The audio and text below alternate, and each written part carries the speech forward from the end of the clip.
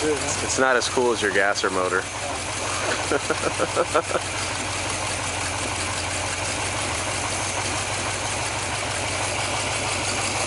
of boring.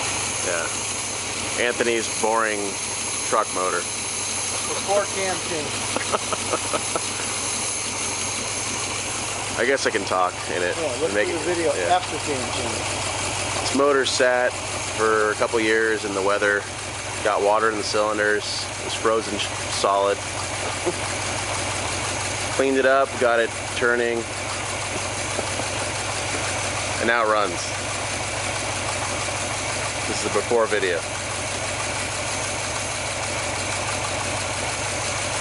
It's very lame.